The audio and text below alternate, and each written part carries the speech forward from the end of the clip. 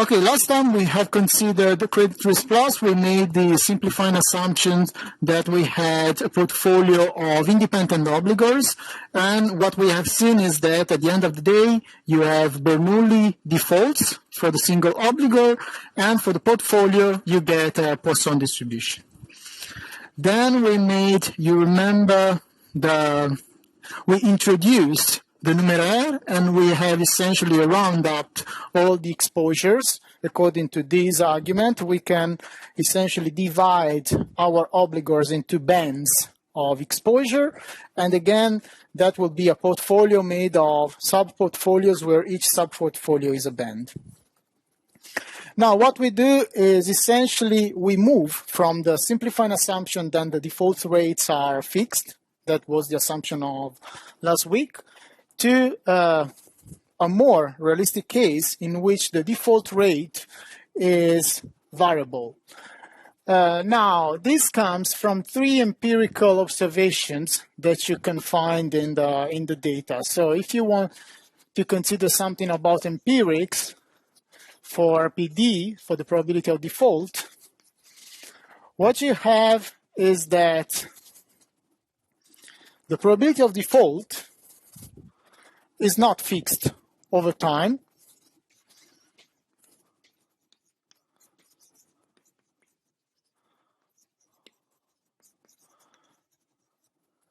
And it's variable,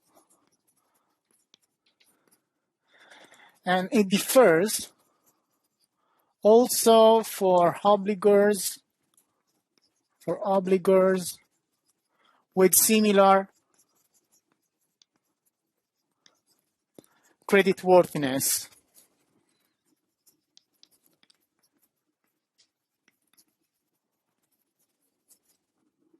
So you may have 2 different obligors that more or less have the same creditworthiness, but their probability of default will be different. And if you want, this is an implicit criticism to models like Moody's KMV. Because remember that, for example, under Moody's KMV, when we have the same distance to default, which is a measure of creditworthiness, we have the same probability of default. Even if you are comparing McDonald's with Apple with the ice cream shop. If they have the same DD, it's the same probability of default. Then the second observation that comes from data is that variability seems to be driven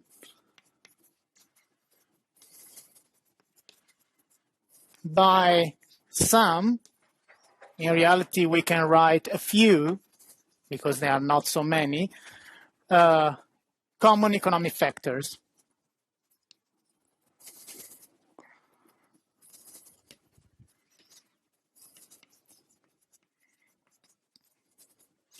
And that's why, for example, we will see that credit risk plus in the extended form that we are going to introduce is a mixture model in which we have defaults that are independent conditionally on the common economic factors. And the third one, it's essentially something that comes from data with the caveat that essentially, with the exception, that essentially it holds for not so bad companies, the defaults are rare events. So if you want, exclude CCC and similar classes for the moment, again.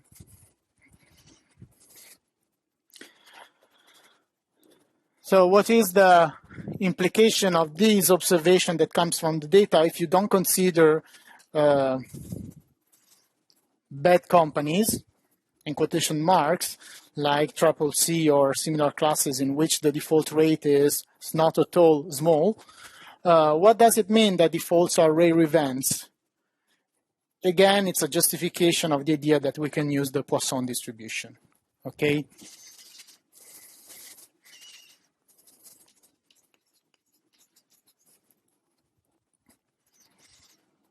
So obviously, you never know if these guys look at the data and then develop the model, or develop the model and then define the justification of the model in the data.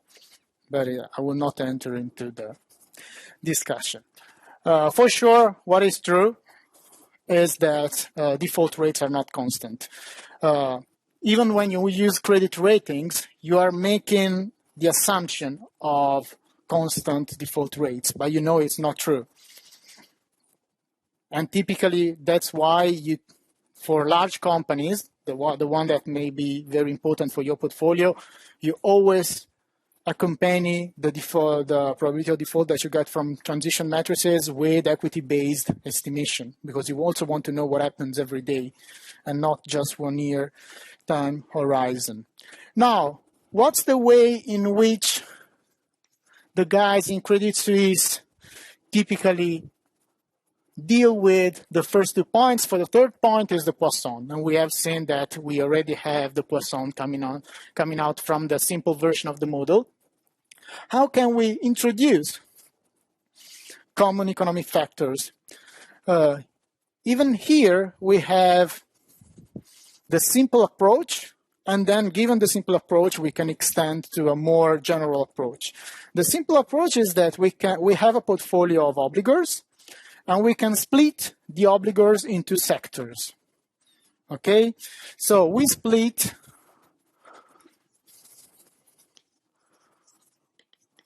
obligors into sectors.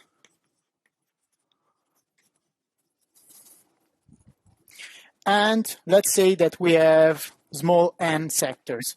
So we have that Sk for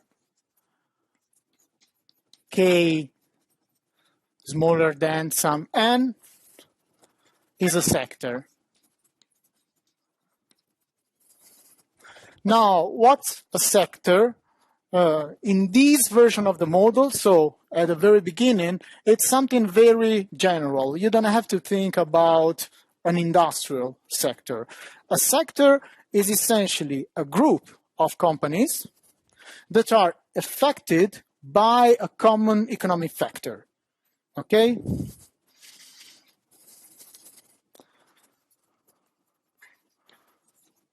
Of obligors affected by a common economic factor. And this is very important at this stage.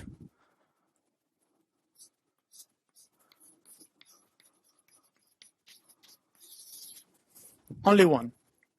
Okay? The idea is that if we have n sectors, small n, in our portfolio, that means that we can isolate n different economic factors, each one affecting a subgroup of our portfolio.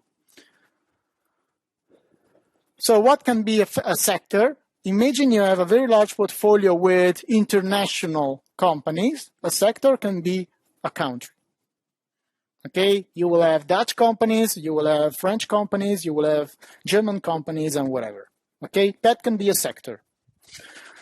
Later, we will see that it can also be an industrial sector. Pharma, IT, food.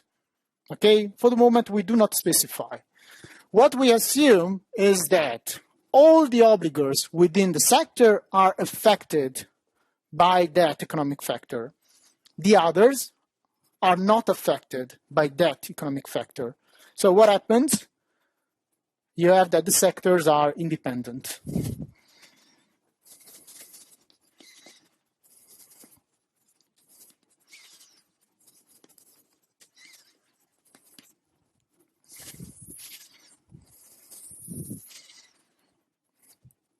So the fact that sectors are independent is not an assumption. Is a consequence of the assumption that the economic factors are independent. Okay? Later, what we will see is that now we are assuming that a company can only belong to one sector, and then they are independent. from companies in other sectors. In the general version, what you have is that every company will depend to a certain extent on the economic factors. So if the company does not depend on that factor, it will be independent from that sector. But most of the times, a company will be a Dutch company in the pharma industry, a German company in the IT industry, a German company in the pharma industry. So for example, the Dutch company in the pharma industry is independent, if you want, from the German part of the default rate of the other pharma company, but they are both in the pharma industry. So they are related. Okay, but for the moment, sectors are independent. Once you have the economic factors, they are independent from each other. And every sector is driven by a single economic factor. So we need some notation, which is very similar to the one we have considered last time.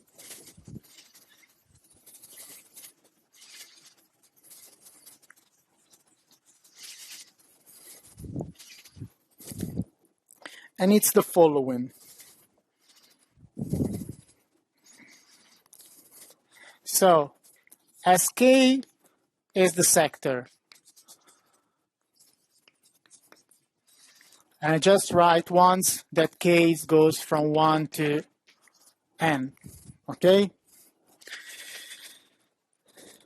Then what we are assuming now is that the probability of default is no longer fixed. It may vary over time. So what we introduce is a quantity xk, which is the average default rate, or if you want, number of defaults, in Sk.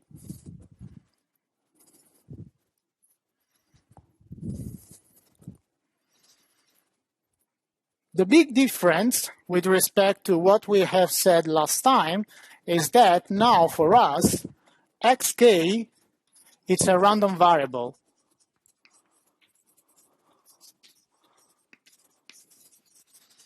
So the average number of defaults in sector k is a random variable. And it's a random variable that will have a mean and the standard deviation, okay? So mu k is the expected value of xk, and sigma k is the standard deviation of xk.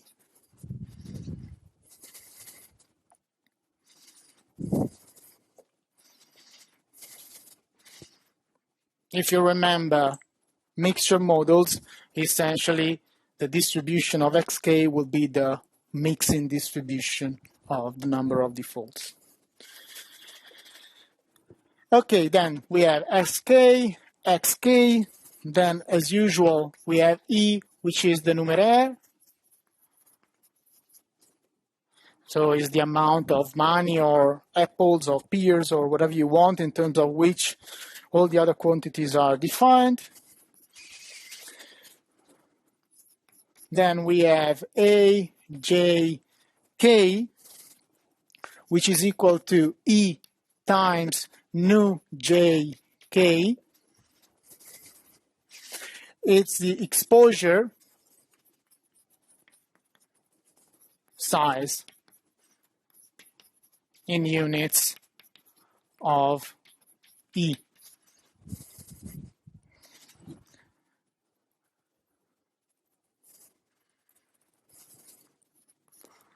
And what is J? J is exactly the band index that we have introduced last time. So what we have is that J goes from 1 to M, K, and K goes from 1 to N. So what do we have? You remember last time we didn't have the K, we just have J, because we were dividing exposures into bands of units of the numeraire, okay? And the bands were going from 1 to m. Now what we have is that within each sector, we define bands. And in principle, we can have the same number of bands for all sectors, but they can also be different within sectors. So M is a function of K in general.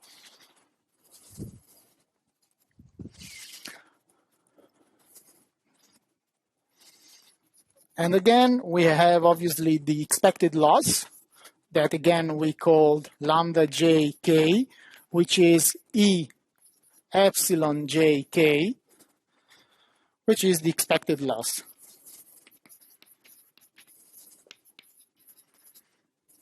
In units of E and so on.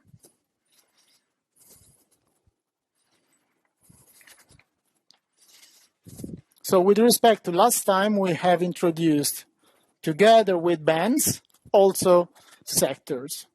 Remember, sectors are independent for the moment, and each sector is affected by just one economic factor, and economic factors are independent.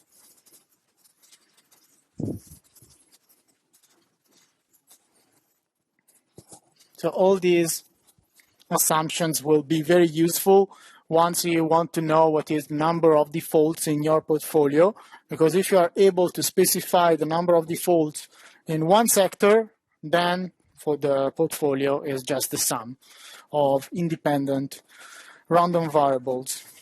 Okay. Now let's consider the number of defaults then.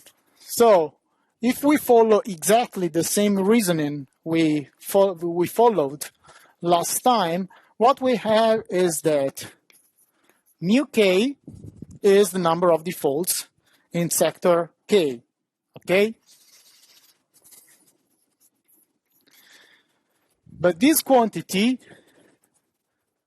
given our notation and given our assumptions, is exactly equal to what? Is the sum in J from 1 to mk, okay, of the ratios between the expected loss and the exposure. So epsilon j k nu j k is exactly like last time, apart from the extra k now. So if you want, is the sum for all I in sector in SK, so for all the obligors in sector SK, of what? Of EI nu I.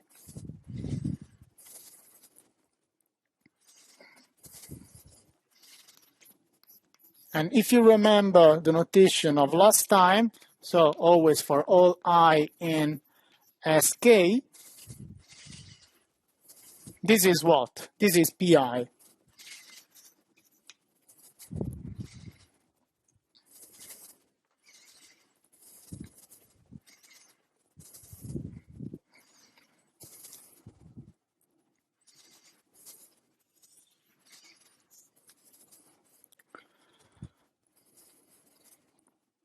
What was for us the PI was the probability of default of obligor I. And we were assumed that to be fixed. Okay? For us, now, this will be the average probability of default of obligor I.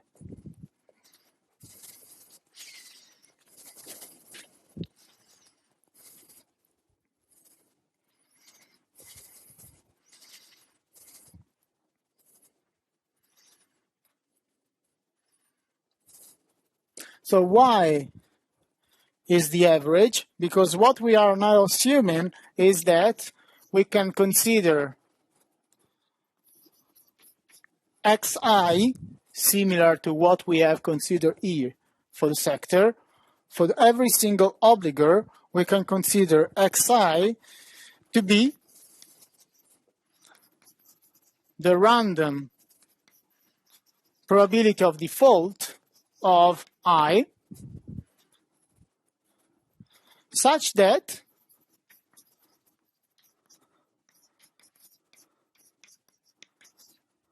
the expected value of xi is pi, and the standard deviation of xi is a quantity sigma I.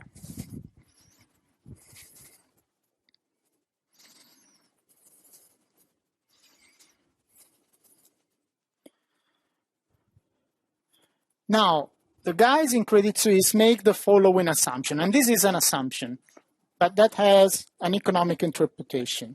So, let's write formally. The guys in Credit Suisse assume that, and it's an assumption about xi is equal to what? Is equal to epsilon I mu I times the ratio between xk and mu k.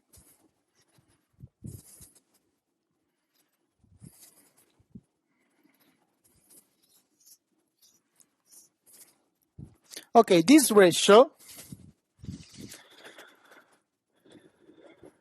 is the ratio between the average number of defaults in sector K, which is xk, and mu k. And what's mu k?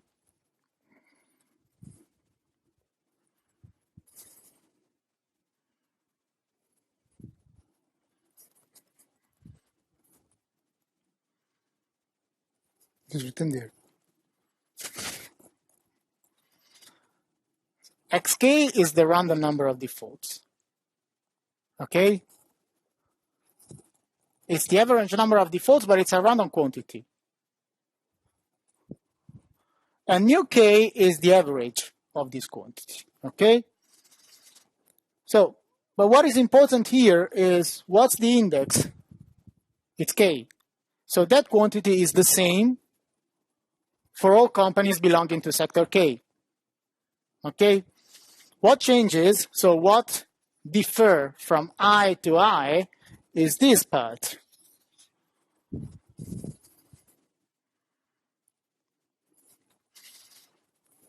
Which is pi, which is the average of xi. But what is epsilon? If you remember from last time, what is epsilon? You can also read it here. Would be the expected losses of I, okay? And what is nu? It's the exposure of I, okay? So if I have the expected loss over the, so the expected loss cannot be higher of the exposure. You agree with me? So the exposure is the maximum you can lose. And then you have the expected loss. So this is what you are likely to lose over the maximum that you can lose. So what is that? It's loss given default of obligor I.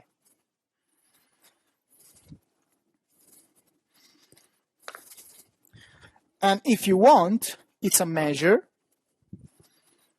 So it's the loss given default, which is also a measure of the credit worthiness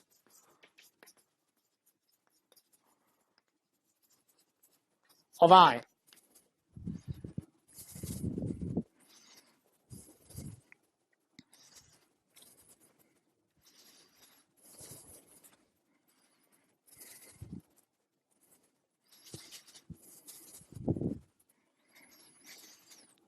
So the idea is that, and this is what you observe in practice, when you have a default of a bond, when you have a default of a counterparty, the higher the loss given default,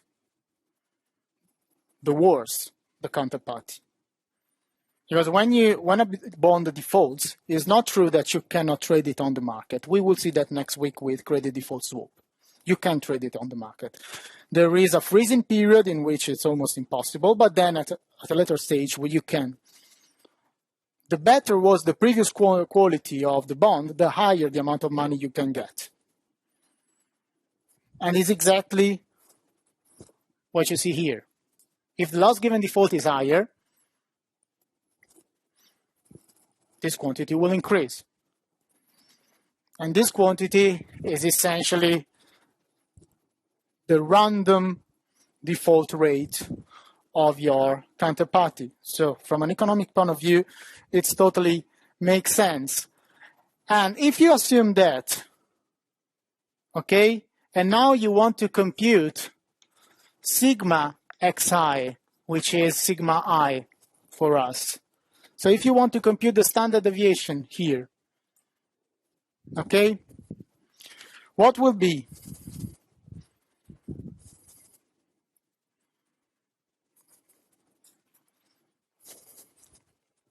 This quantity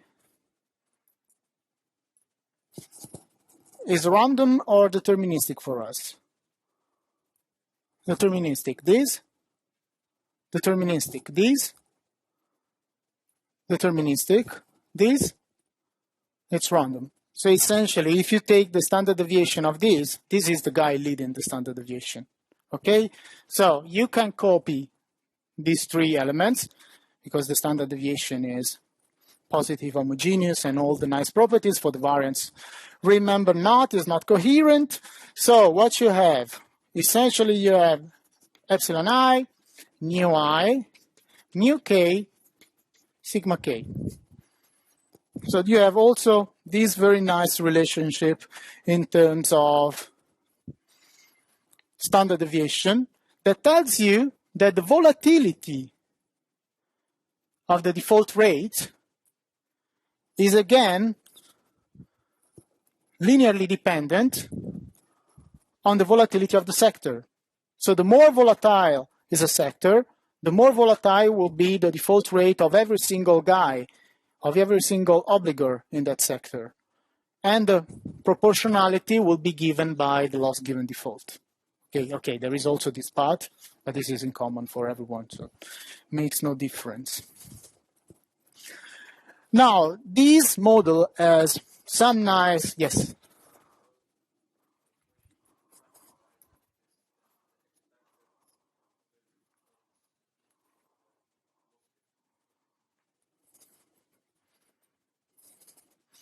For obligor I, you mean? Yeah, essentially, yeah.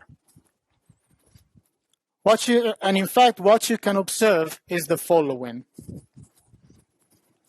And it's also a trick that they use for analytical computation. So if you assume that form for xi, that you can justify in an economic way, what you get is sigma I. It's that form for sure, okay?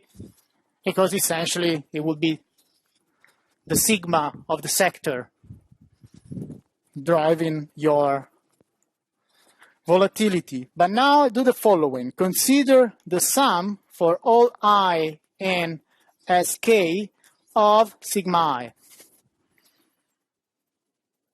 Okay? If I do that, this is equal to the sum for all I in Sk in sector K.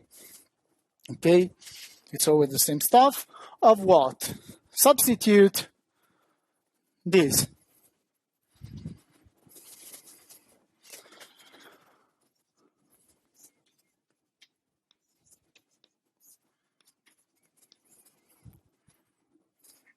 Okay?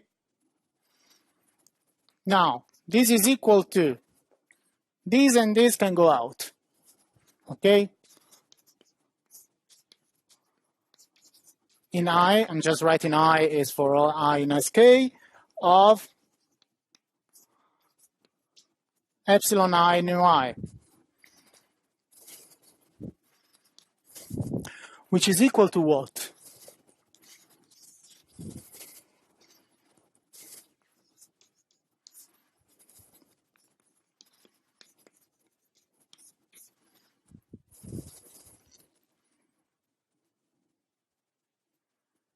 Okay?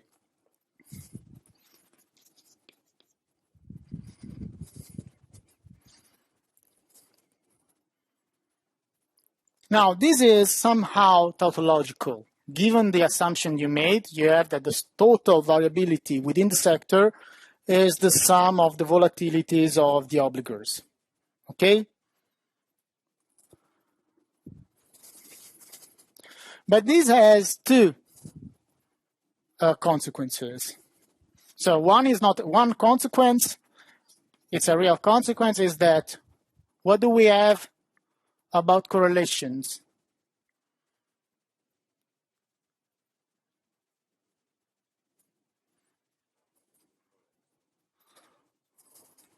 So what do you know about correlation? I have that the total variability is just the sum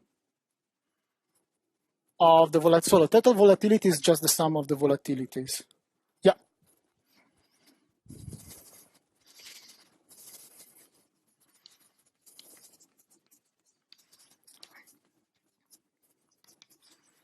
Correlation.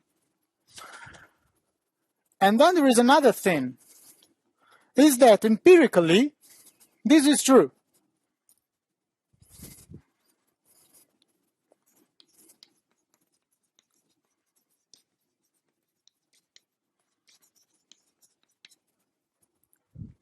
Because we will see that essentially what really makes the dependence within the sector is the common economic factor. Once you remove the common economic factor, all the idiosyncratic variabilities will simply average out. So this is something that we are going to use, because now if this is what we know, consider this ratio, sigma k over mu k. Okay? Sigma k over mu k can be written in the following way. So it's I in Sk, sigma I, and it's the sum in I in Sk of mu I, mu I is Pi.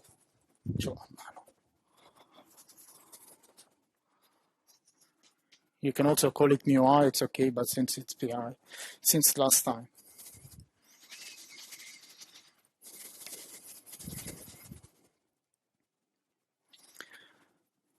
So at the denominator, it's the same, okay? At the numerator, I can do the following. Pi, Si, okay? I just multiply and divide by Pi, which is something economists always like to do.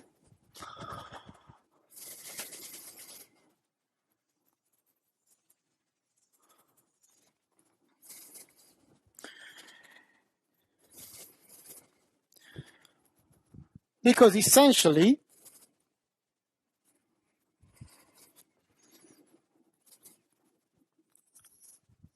using empirical motivations that you find also in the report, so I will not enter into much detail, this ratio, it's something that is observed, can be observed on the market, can be observed in the data. And this ratio is more or less 1. So the ratio of sigma I, which is the variability of the default rate for obligor I, and Pi, which is the expected default rate of obligor I, it's more or less the same. So this is true from an empirical point of view. In estimation, you find this. And also from a modeling point of view, it's nice because then you can restrict your attention to all distributions that more or less show this. So in which the volatility is more or less the same as the expected value. Think of one distribution, Poisson. It's already one. The Bernoulli, it's more or less one, depending on the value of P. And then it's the Poisson approximation again. But then if this is true, you agree with me that this ratio, so it will be 1 in this case. It would be something less than 1 because this is approximately 1. It's not exactly 1, can be something a little bit more, a little bit less. We can call this ratio WK, and this quantity will be for sure between 0 and 1.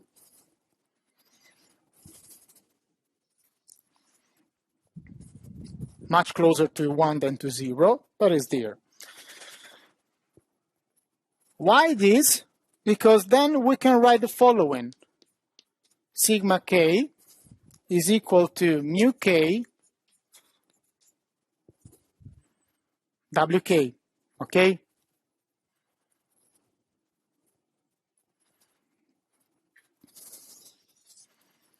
What is this relevant?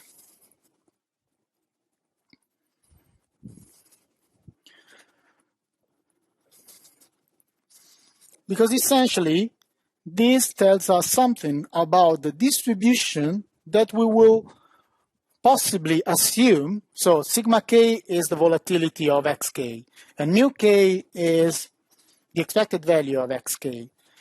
Wk is a number, okay? For us, it's not something that we can estimate, and it's there. It's not that relevant. And it's also very close to 1. Essentially, we will assume a distribution for our xk that respect this. And all distributions that respect this are part of a class of distribution that are called Tweedy distribution. That are the distribution in which you can have an explicit representation of the relationship between the variance and the mean and the first moment, or if you want, the second moment and the first moment. And these distributions are many and interesting. The normal, Poisson, gamma,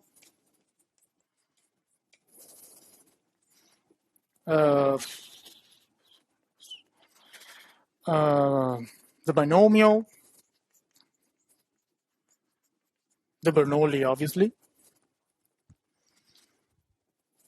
So the distribution we will choose for our xk will be here, and essentially would be this one.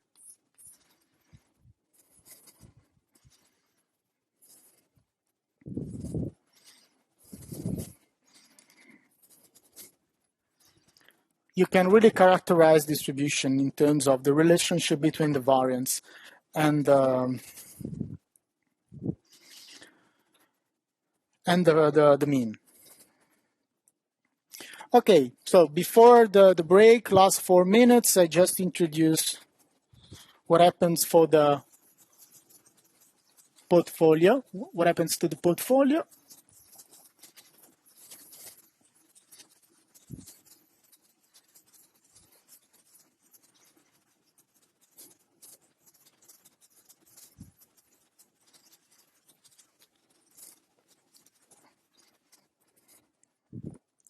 And it's the following. So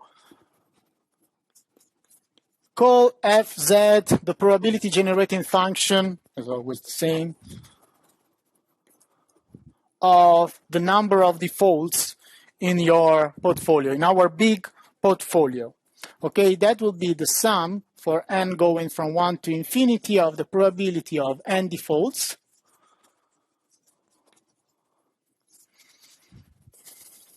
Zn. Okay? But now what we know is that we have split our portfolio into k sectors. And we know that the sectors are independent. Okay? So this guy will be equal to the product for k from 1 to small n of what? Of fkz, where fk will be the probability generating function of sector k.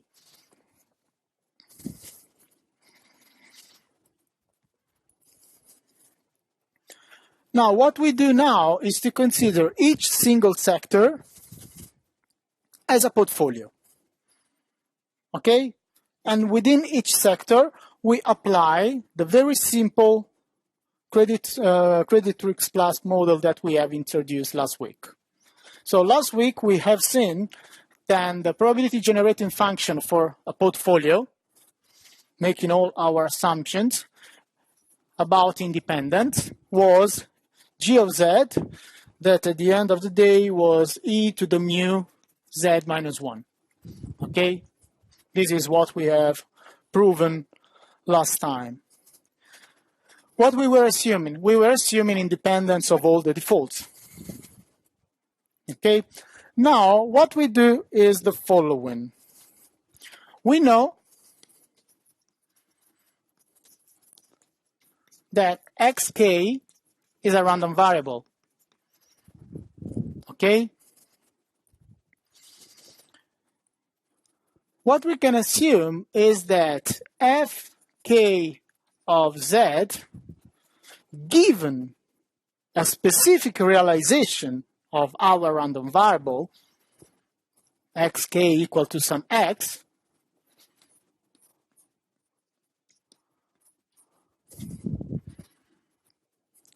it's similar to this. Because what I'm saying is that if I condition the average number of default, so it's fixed, it's a quantity, and for us this is the quantity that essentially accounts for the common economic factor, what I'm now assuming is that conditionally on that, the default within the sector are independent. And then what I can write is essentially the following. Here I can write e to x, which is my value here, z minus 1. Okay, so this is what we have seen last time. And now I'm making the assumption that if I fix xk to be some x,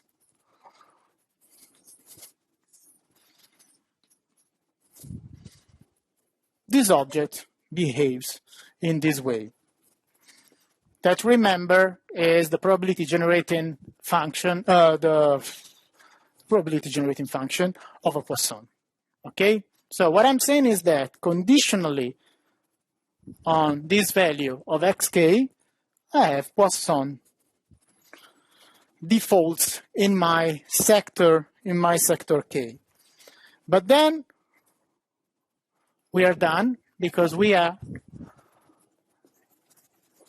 if we are interested in the unconditional probability of default, in the conditional probability of the number of defaults in our portfolio,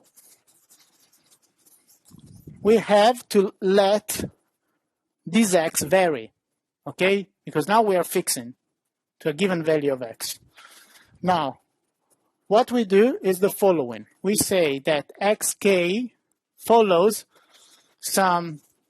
has some density fk of x.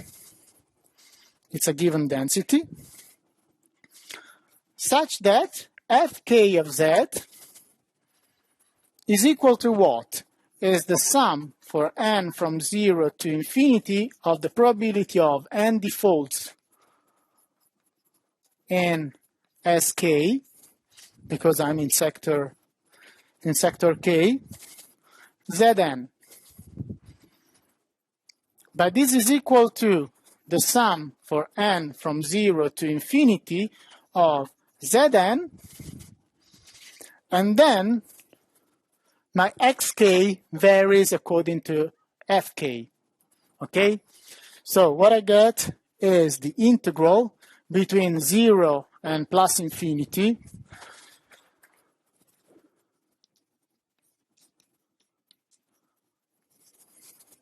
Why this? Because it's the expected number of defaults, so cannot be negative, okay? Of this guy, which is the probability of n defaults and sk. Fk of x dx.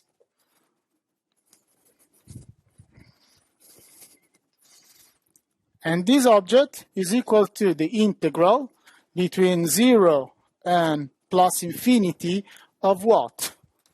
Of this, that I can just copy.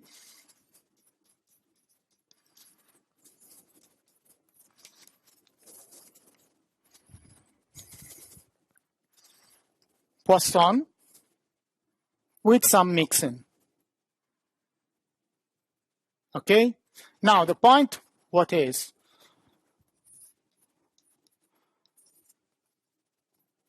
We have to make some assumption about this density.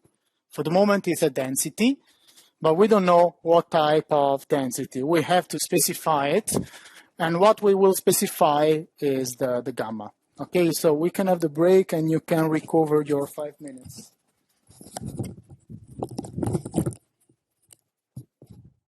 So, Jasper just let me notice that maybe it was not clear with my wonderful Italian English.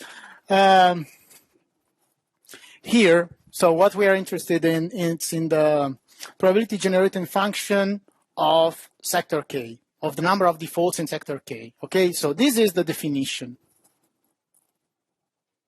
Okay, now the point is that what we are assuming is that we have our portfolio representing the sector, and that we have our economic factor that we will see enters here, and conditionally on that we have Poisson defaults.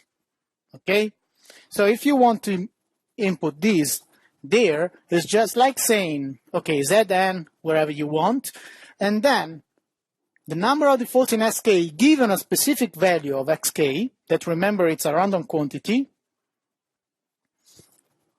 and we'll let this value vary according to the density. For the moment is a generic density. Then this object is this object, which is the probability generating function of a Poisson, and x, I know it's a little bit strange, but x is essentially the lambda of your Poisson. So it's the intensity. And what we have is that the intensity varies according to a given distribution, a given density. So the intensity varies according to a density. Now the point is that in order to solve this analytically and to make something, we have to make some assumption about the density. Otherwise you stop there and that's it. You cannot say anything else. Now, what the guy in Credit Suisse assume is that this object is the density of a gamma. Why a gamma? Because first of all, it's very convenient from an analytical point of view. It allows to compute everything in closed form, and that will be a plus of the model, that you can compute everything in closed form and still have a model which is quite sophisticated. And you will see you can always relax assumptions of the model, and most of the results still hold. And can also be supported by empirical results.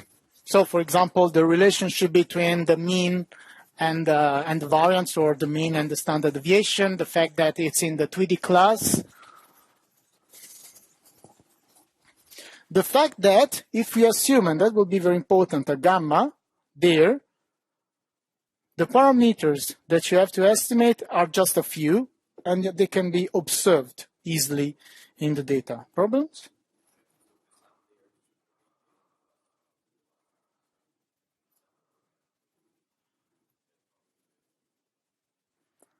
The sum.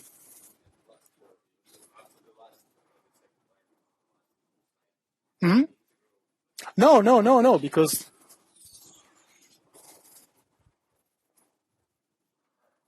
you can put it back there, because this is the probability generating function. Your Z is here, see? Yeah, it's there. Yeah, you can put it back there. Oh, yeah. Yeah, I'm jumping over passages, but essentially it's here. This is the probability generating function plus times the density.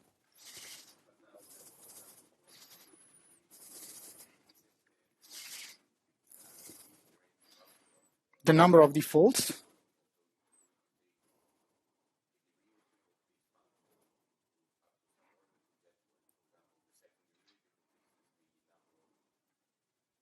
If you want to find out so this is the probability generating function. So if you want to find the probability mass function of k of zero default, what you find is that if you want to find the probability of having k default, you take the kth derivative in z equal to 0. You evaluate, and what you get is not a moment, is the probability mass function. So it looks like the moment generating function, but it generates the probability mass function, not the moments. So what the guys in credit risk plus assume is that our fk of x is gamma. How many? 1, 2, 3. One more. It's a gamma alpha beta. You can give different definition of gamma. There are at least 3, but more or less they are always the same up to reparametrization. So we use the one they use, which is not the one I prefer, but nevertheless, it's that one. So let's say already alpha k, beta k, because it's on the sector. So it's beta to the alpha k, and this is beta k, gamma alpha k, and e to the minus x over beta k, x to the power alpha k minus 1. Okay, so this is their density. The expected value, so if xk follows this, the expected value of xk is equal to, we know, our mu k, okay, which is alpha k beta k. And for what concerns the variance, the variance is alpha beta k squared.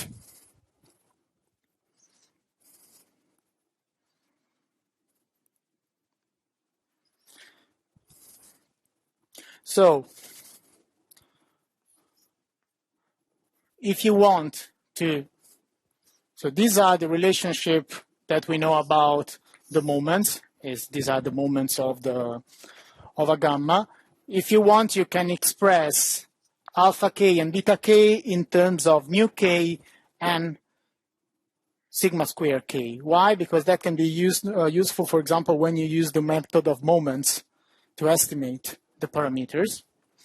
Okay, so alpha k is equal to mu k squared over sigma square k, and beta k is equal to sigma square k over mu k.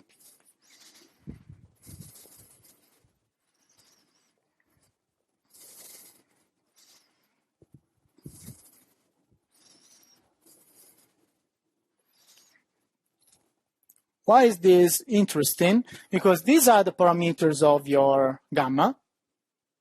And you see that these parameters depend on mu k and sigma k that are quantities that you can observe historically. You have your portfolio, you have your sectors, and you can observe the average number of defaults and the variability in the number of defaults. Okay? So you have the defaults in the sector, you can compute easily mu k and sigma k. And then you have automatically alpha and beta. Okay? So it's very convenient.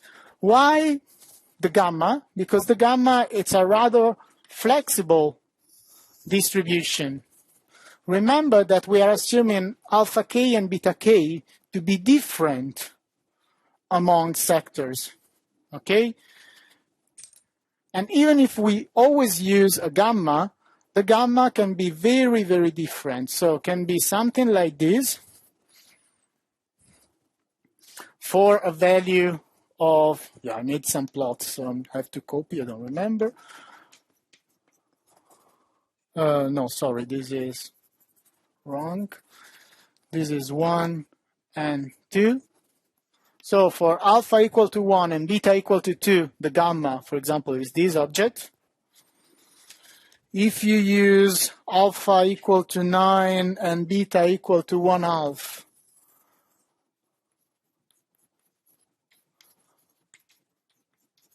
is this object, so it's unimodal.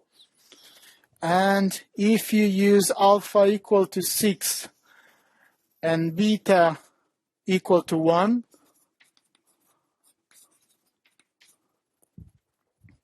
you can also have something that looks more or less symmetrical. So you can have very different behavior, just varying alpha and beta. So you estimate your alpha and beta in the data, starting from mu k and sigma k. And what you see is that the behavior of the expected number of default in the different sectors can follow very different. So it's always a gamma, but very different behaviors. So it's a very flexible representation. Now, what is the good thing of using the gamma? If you use the gamma, which is also another reason, because in principle, why a gamma and not, no, beta is not in the 2D, but let's say why not a normal? Why the gamma and not a binomial or whatever? The idea is that if you choose the gamma, that essentially fulfills all the things that we have considered, you also have closed form results. Because you can use the theorem that we have seen a couple of times ago that tells you that if you have a Poisson number of defaults where the intensity of the defaults is gamma distributed, which is this case in which this is gamma, then what you get is a negative binomial. So you have a closed form representation. And this is very convenient because the negative binomial, it's in the Pangier class. So you also have a nice recursion in computing all the quantities you may be interested in. And from a computational point of view, that helps. So what you have, this model is nice because you have the analytical part, obviously conditioned on some assumptions, but you also have very good results in terms of numerical solutions. And you will see that numerical solution at a certain point comes out when you are assuming all the correlation structure among defaults. So what you have is that you have a Poisson number of defaults with the Poisson intensity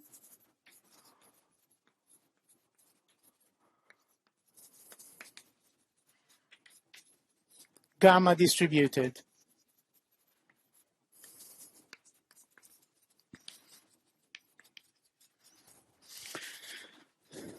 Then what we know is that if you go back to the theorem, you have that the number of defaults in Sk. So the probability of having exactly n defaults in Sk is equal to n plus alpha k minus 1 over n,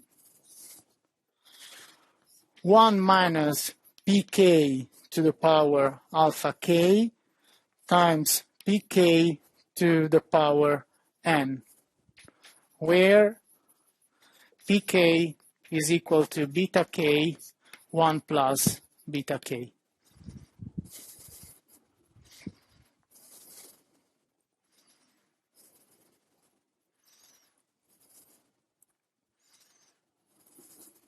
So this is the negative binomial. If you want to express that in terms of the probability generating function, we have that fk of z is equal to 1 minus pk, 1 minus pkz alpha k.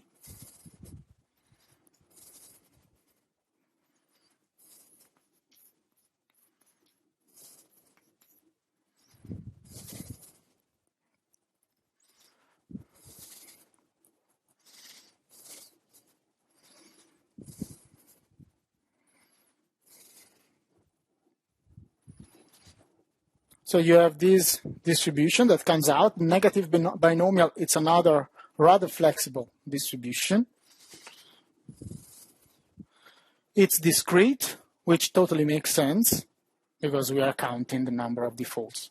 So it's a discrete quantity. Now, if we know this,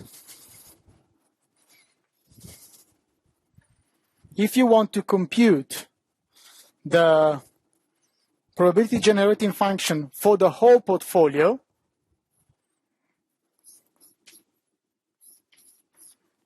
it will be equal to what? The product over k of this, okay? So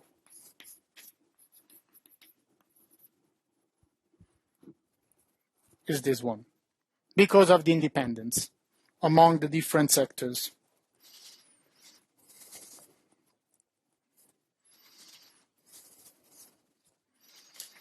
So what's the number of defaults in the portfolio? So this is the probability generating function. We know that the number of defaults in the single sector is a negative binomial. And here, in terms of the probability generating function, you have the product of negative binomial. But if I really want to know what is the number of defaults in the whole portfolio, what is that? I know that in every single sector, I have a negative binomial. So for the whole,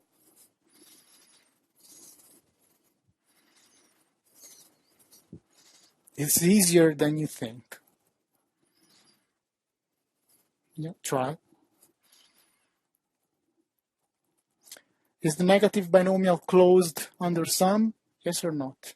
So Poisson, the sum of two independent Poisson is Poisson. The sum of two independent Gaussian is Gaussian. The sum of kn independent, or two if you want, two independent negative binomials is negative binomial? No. Actually, the total number of default will be the sum of n independent binomials. There is no closed form. You are scared, and it's true. So it's just the sum of negative. It's just the sum of negative binomials. But once, and this is nice, nevertheless, because the sum of negative binomials, if you are using the Pange recursion, you can also say, you can also do something from a computational point of view. You can simplify a lot of things.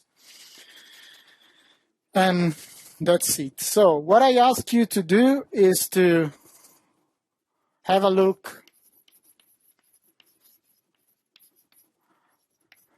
at A9 and A10 that are two short sections in there.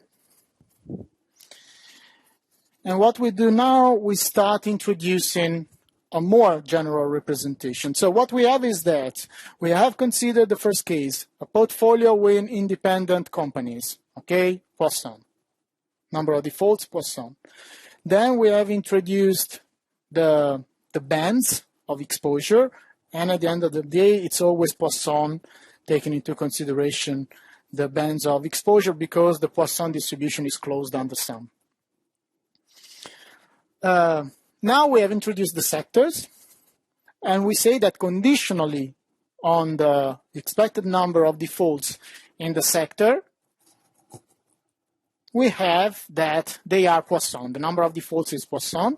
Then we have the negative binomial coming out from the theorem that we have seen. Now the point is that we had a very strong assumption that we have n sectors and they are independent. Okay? Why? Because every company just belongs to a sector.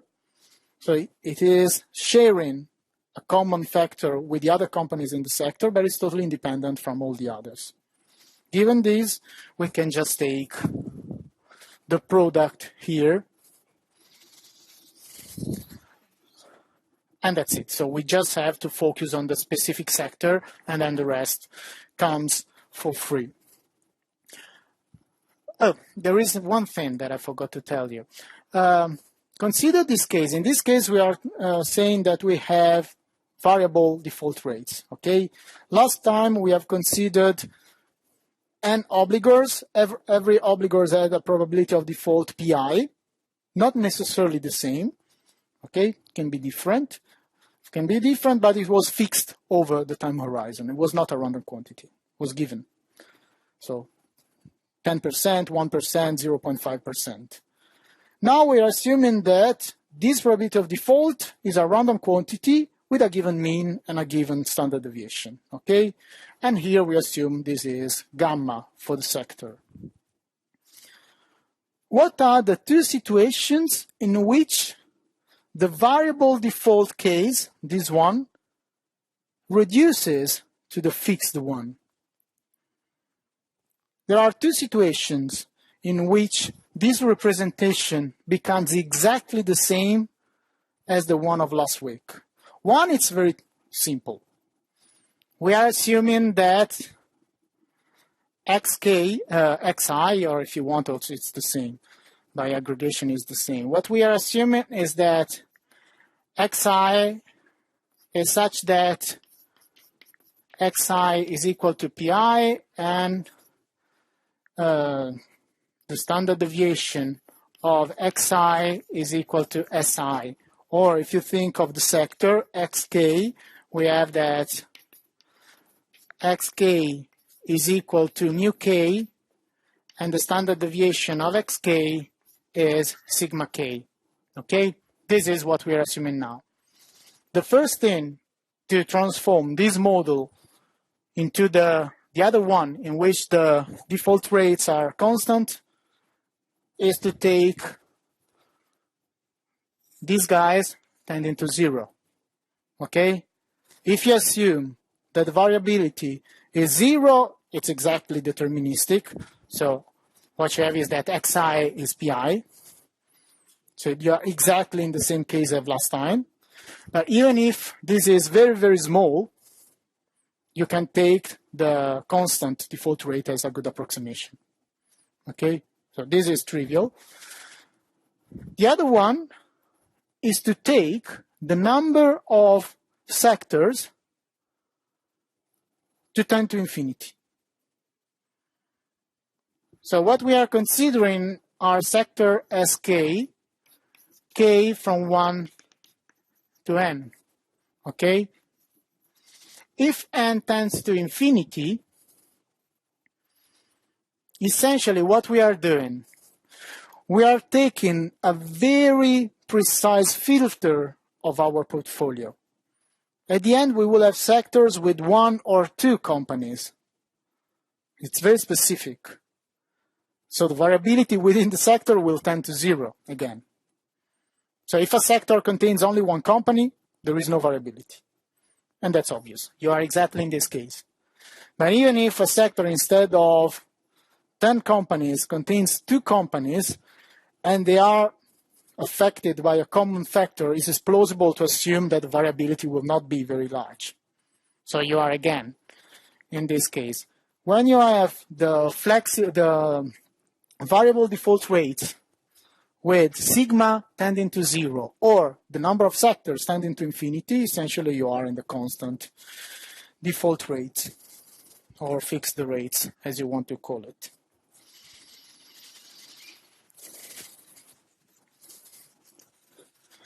Now, next time, as I told you, we will finish the models related to the static approach to credit risk. And for what concerns credit risk plus, we will essentially say something about correlations. But what we have seen now is that essentially there is no correlation. Here in this representation, there is no correlation. Among sectors, for sure, they are independent. And even within the sector, essentially for the aggregation of the volatility, there is no correlation. If we want to introduce correlation, we have to change a little bit and enter in the so-called general sector.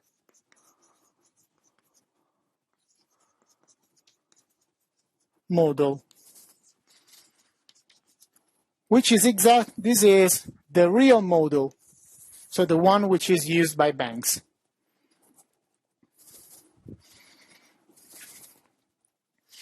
This is the model that if you take risk dimension by the SAS Institute, it contains the model which is used by banks. If you take the solution by Credit Risk Plus, this is the model that is actually implemented. The idea is that we are no longer assuming that a company just belongs to a single sector.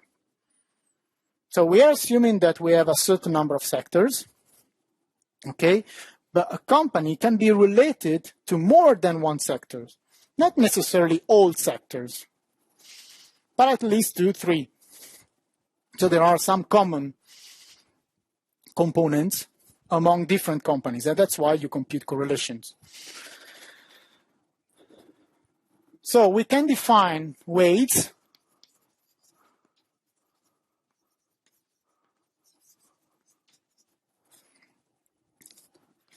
theta I k such that the sum for k from 1 to n of theta I k is equal to 1.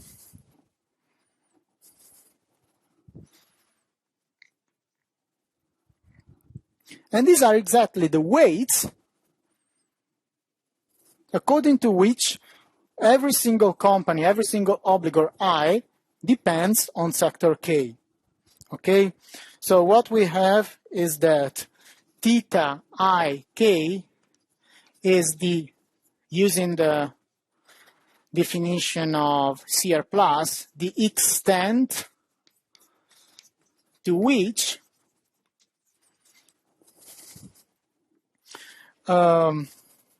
sector K influences obligor I.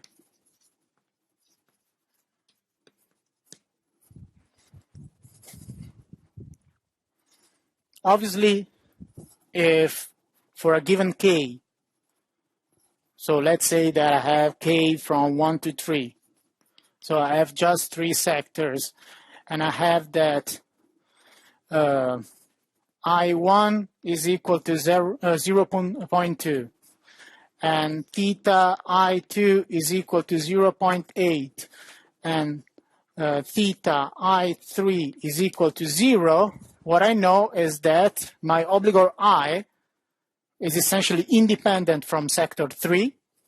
It's highly dependent on sector 2.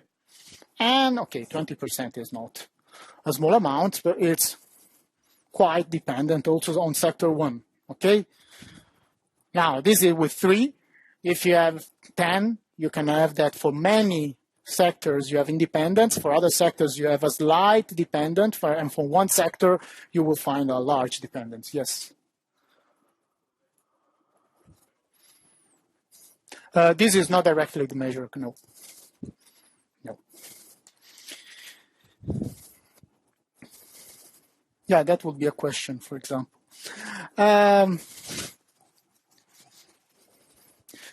Okay, it's there, yes.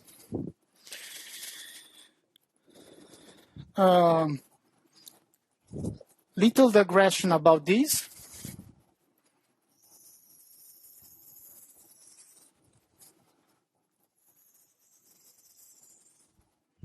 How do you think that theta ik is? So take obligor I. Okay, you fix I. How is theta ik computed, given? So these are not random, are weights that obviously you know at the beginning when you are making your evaluations. What is, according to you, the way in which these quantities are given? So how can I know that theta I1 is equal to 20% and theta I3, I don't know, is equal to 80? No idea? Are they estimated on data? Randomly generated? I asked the first guy passing by. No, actually, they asked the first guy passing by, where the first guy passing by is an economist from the economic department. Okay? Yeah, these are not typically estimated on data. Because the point is that it's not trivial. So typically what they know is that obviously on the base of historical information, they know if your company is a pharma company, the dependence on the pharma sector would be larger than, and these are all things that you see on the data. You also have economic evaluation models. You have scenario analysis that we don't cover, but it's part of the game. So you can extrapolate some qualitative relationship. And then you really have guys guessing about this. So typically they are what we called expert judgments.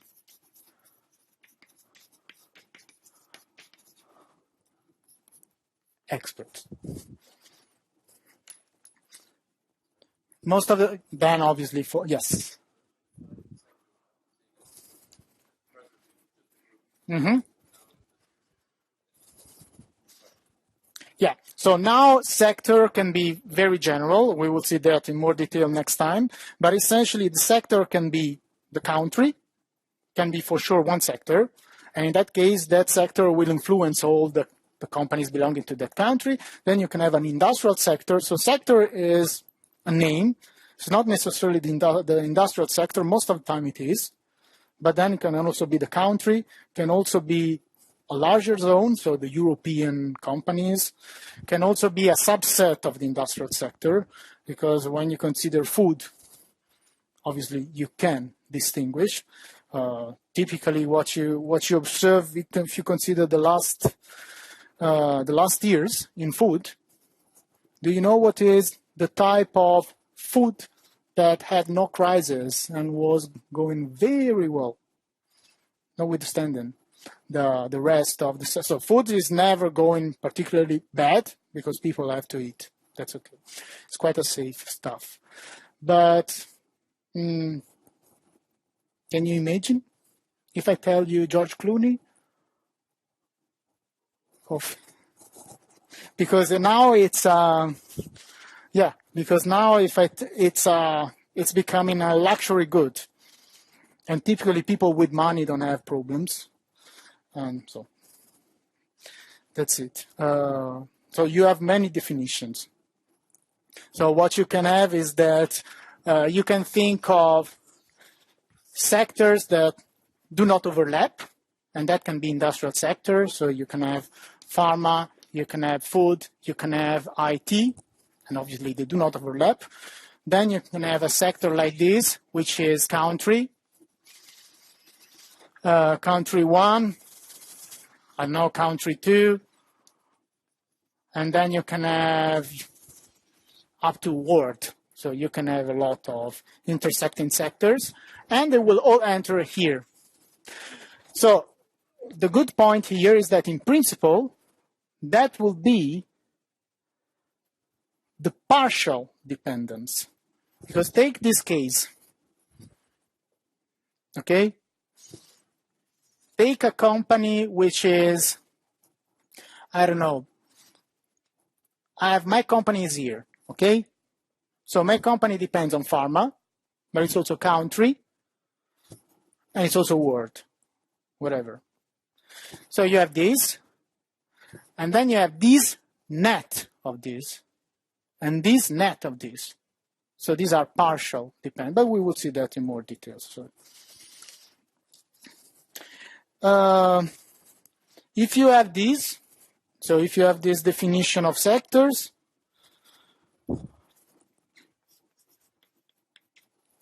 you can imagine you have, as usual, mu k, and now mu k will be the sum for I and sk of what?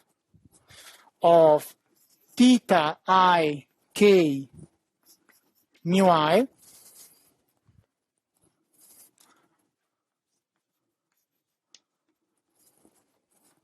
because now they use these.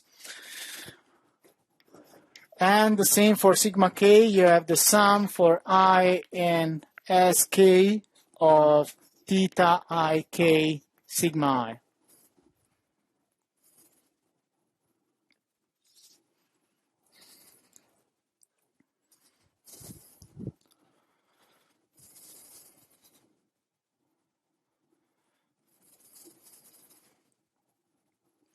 If you want to isolate, for example, just the effect of one sector in this representation, we will see that you substitute this object with the Dirac.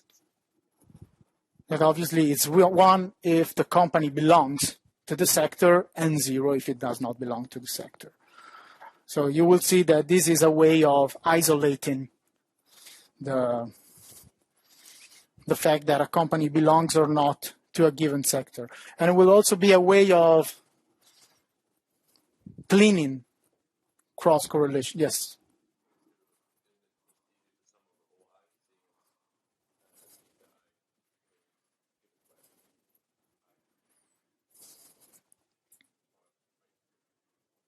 So what you have is that you are in sector K. So you are taking all the i's that are here. And now what you're assuming is that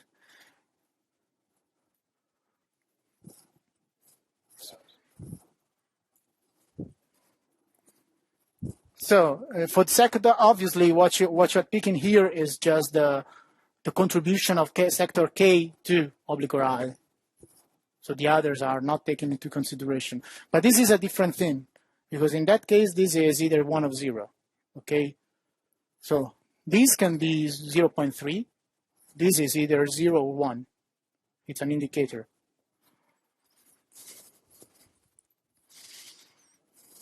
So if you want, you can write, these will be these,